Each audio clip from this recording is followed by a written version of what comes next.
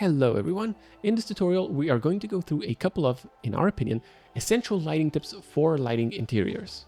We are going to be talking ground planes, sun control, as well as some lighting theory. We think knowing these techniques, if you aren't aware of them yet, can significantly help you out when lighting interiors. Alright, so first up, let's talk ground planes and the effect they can have on the lighting in your interiors. In the real world, there is typically, unless you're living at the top of the Burj Khalifa or in space, there's typically some sort of a ground surface right outside your windows. Now, when light hits that ground, it will, to an extent, bounce right into the interior, bringing more light in there. And while in some scenarios that effect is rather negligible, in other scenarios it does make a noticeable difference. In our scene here, as can be seen, there's noticeably more light coming into the interior with the ground plane being in there. What might surprise you is that in this specific scene, the ground plane is actually located multiple stories below where the actual apartment is. And yet, there's still a visible difference to be observed in the renders. If this is just a two-story building, then it's even more obvious. And if the apartment would be sitting on the actual ground, like, a house would, then it's hashtag totally obvious. Now, if you assign a satellite map scan of the area to be driving the base color properties of the ground plane material, well, then you'll get some nice location plausible color tones in there as well, which can be quite a nice touch. Of course, having a ground plane in there does mean your render times might increase a bit, although typically we are talking minor differences rather than larger. Alright, next up we've got the basics that are sometimes overlooked. So if you're using the Corona Sun and Sky system, the sun size parameter is probably going to be an extremely important parameter that you'll want to tweak a bit depending on the look you're going for. The default sun size value is set up for a normal, realistic sized sun on a really clear day without clouds and too much pollutants in the air. That said, if you want to simulate the sun coming through the clouds on, say, a more overcasty day, you can consider increasing the sun size value by quite a bit. Values of 50 or so can be perfectly fine, although obviously it depends on the exact look you're going for.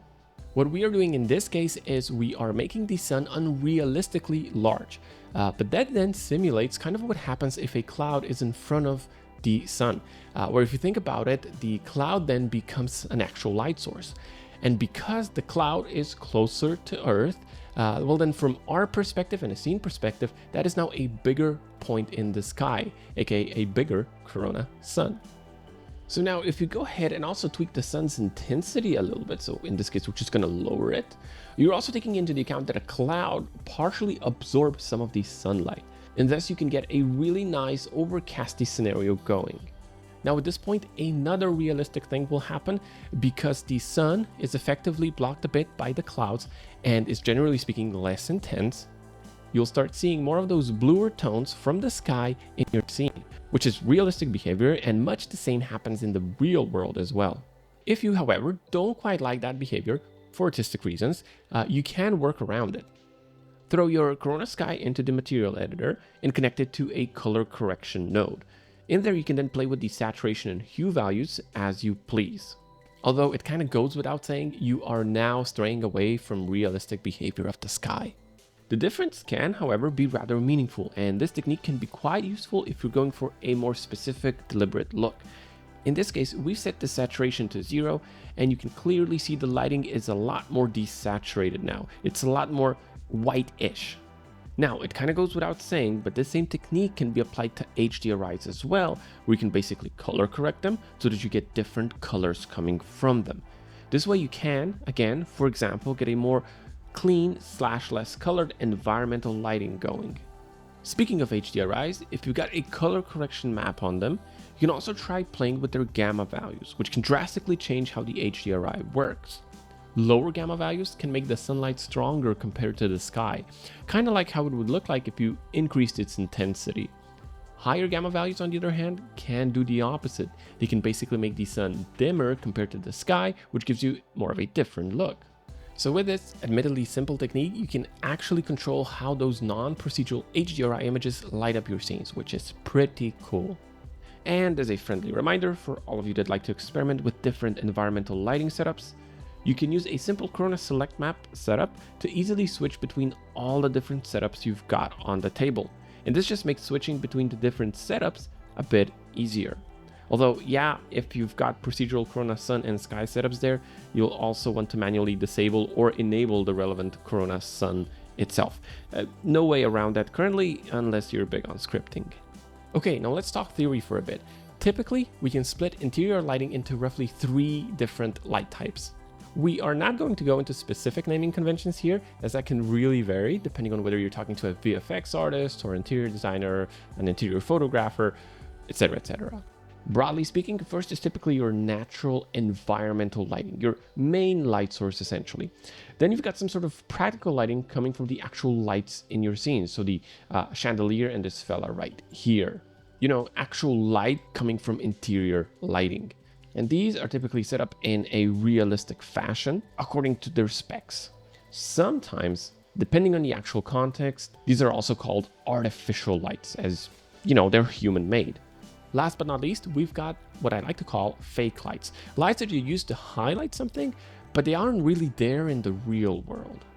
So, for example, this current plant here looks a bit dull as is, and so if we go ahead and we create an area light, we set it up accordingly, so we only want it to light up that plant, and we don't want it to be visible to camera, we don't want it to include any lights, and you know, eventually we also want to give it some warmth to kind of match the sunlight a bit better, and then we also want to adjust its intensity accordingly.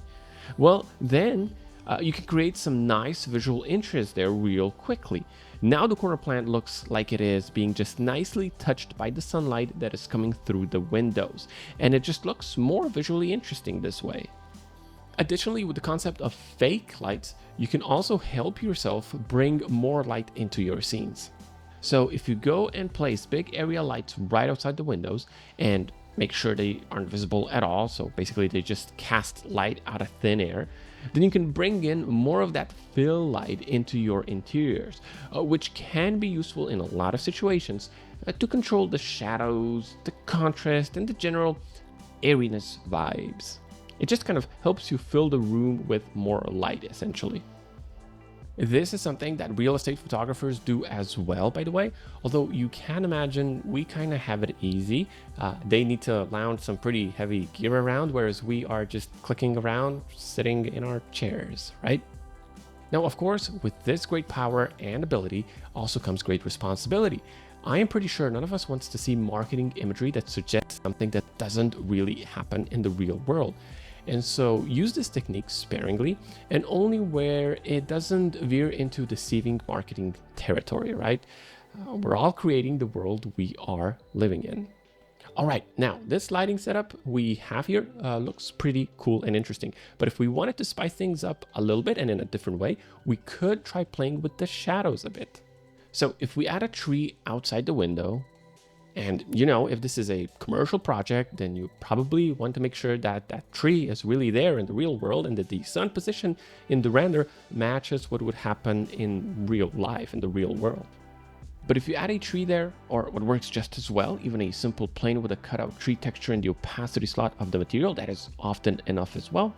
And this way, you can get really interesting shadows forming, which contributes to a really pleasing look that is really quite popular.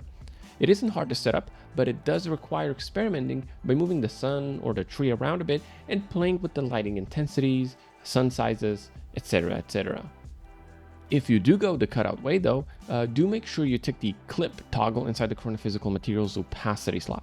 Otherwise, your renders might be needlessly slow, as without it, depending on your cutout texture, Corona might have to calculate opacity that is not fully opaque or non-opaque, and that is quite computationally taxing. All right, so we are at the end of this tutorial. We hope you've enjoyed it, and before we let you go, just one more tip. Whenever you've got windows in your scenes and those windows have just basic polygons with no thickness as windows glass, don't forget to turn on the thin option in your glass material settings. It'll look more realistic and it will render faster. So don't forget about that. Thank you for tuning in. We'll see you in the next one.